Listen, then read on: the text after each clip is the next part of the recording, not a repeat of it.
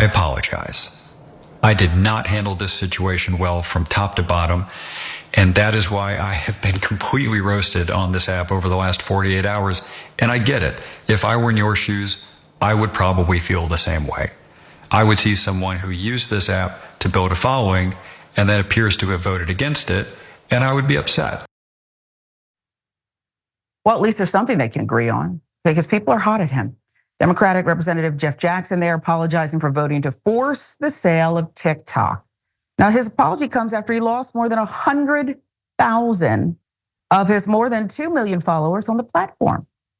Following his vote, the congressman and TikTok star suggested that, well, you heard it, he screwed up. And he did, but not necessarily for the reason he thinks he did. You see, in his video, he says, quote, I genuinely believe the chance of a ban is practically zero for a lot of reasons. Financial, political, geopolitical. I just don't think there's any real chance of a ban, he said. I still believe that, but maybe I got the balance wrong. The New York Post. And so this is exactly the problem. Before we continue with the story, we depend on members to keep on going. Don't wait. Click join now on YouTube. Forcing TikTok to be sold doesn't mean that it's going to be sold to someone good, right? Let's just get it out of the hands of any relationship to the Chinese government and then all will be solved. Really? Not if the guy who announced he's putting a group together gets his hand. Is this what you want? The Treasury Secretary under Trump, Steve Mnuchin, listen to him. I had President Trump sign an order that TikTok had to be sold. And I continue to believe that. So I think the legislation should pass. And I think it should be sold. I understand the technology. It's a great business. And I'm going to put together a group to buy TikTok. Have you already put a group together?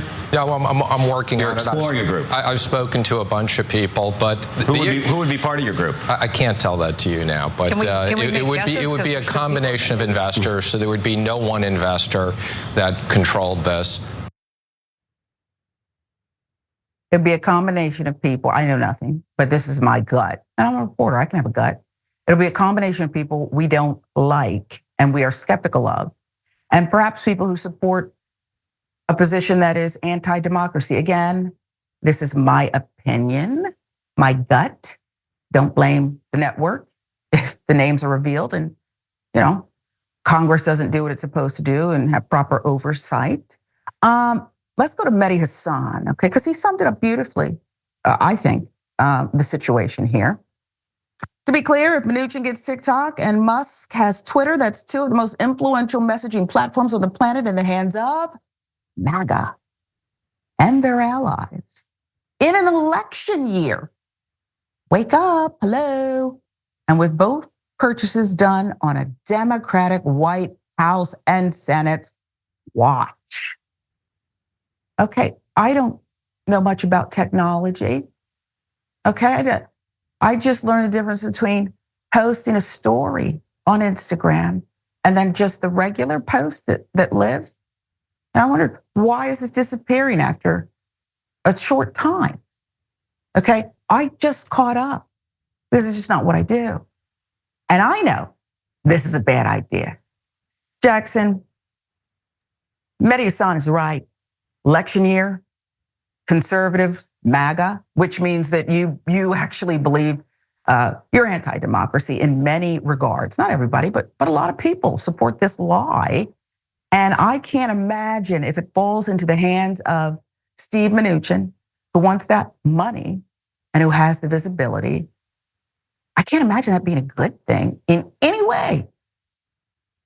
Yeah, I mean, one of the things that I've been saying since this topic's been a discussion is that it's not going to happen and that it's too late. If TikTok was going to be sold or if there was going to be some type of a ban, then it would have needed to have happened sometime around the inception or sometime around when TikTok first started to really blow up. But now it's just too big. There's too many people on it. And it's too large of a part of the economy and to just the way that people exchange information back and forth. So it's just like, it was never really tangibly going to go down. And politically, it's not something that you really want to draw attention to your administration for, because a lot of people would see this and not necessarily know, like, oh, that ain't gonna happen. A lot of people Mhm. would see that and think, oh no, TikTok's going to be banned. You can't blame them for thinking that. It's not that they're dumb or anything. It's just that it's a news highlight and they're seeing it. So, but it all around, it was just a very good reflection of the fact that the Democratic Party at large just really isn't good at politics. Yeah. But Mhm. also, all for what? For something that he just admitted it's not going to happen anyway. Mhm. So there's a lot of other stuff to say about it, including the issue is security. We got all our data going all over the place as it Thank is. you. So if we're going to address it along those lines, then we got to talk about the entire problem. Yeah. So And they yeah. haven't done that, right? They've had ample opportunity, but haven't done that. Mhm. You have others circling, the Shark Tank investor, Kevin O'Leary, who's not exactly pledged an oath to MAGA, but it's kind of, listen, Mr. Wonderful, he's the opposite. He's like a Mr. devil FTX. investor, not an angel investor. Okay, it's just, and he kind of admits it. Here's what he said after the fraud case that Trump lost with E. Jean Carroll, quote, it's a rogue judge. In my view, that's a rogue settlement and should be repealed. And it will be through the appellate courts. Seizing assets happens in many countries where you wouldn't want to put your money. Thank you. But you're not an attorney, Kevin. Okay? And you're not a woman. So sit down. Sit down.